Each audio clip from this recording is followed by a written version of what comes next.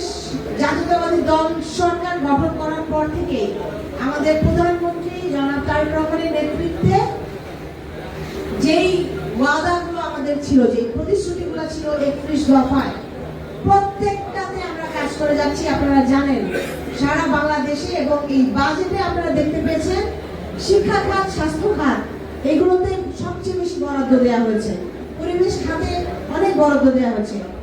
প্রত্যেকটার জন্য শুধুমাত্র জনগণকে সামনে রেখে মানুষের ভালো করার জন্য এই খাতগুলোতে বরাদ্দ করা হয়েছে এবং আমার মনে হয় এইগুলো হচ্ছে সরকারের ইনভেস্টমেন্ট।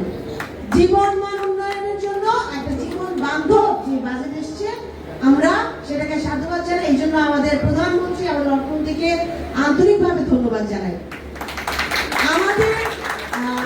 আমার পক্ষ থেকে সংসদ সদস্য হওয়ার পর প্রথম যে কাজটা আমি করেছি, আমি মনে করি এটা আমার পক্ষে আমার দায় ছিল।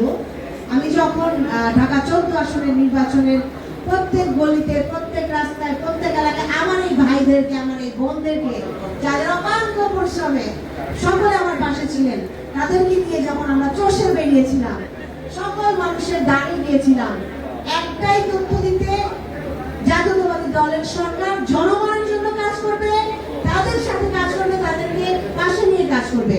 এবং এই প্রতিশ্রুতি রাখার জন্য আমার প্রথম যে ওয়াদা ছিল কান্দিয়া মন্ডার জন্য যে ব্রিজটা করা, যেটা 54 বছরে হয়নি, আমরা ইনশাআল্লাহ সেই ওয়াদা রাখতে সক্ষম হয়েছি।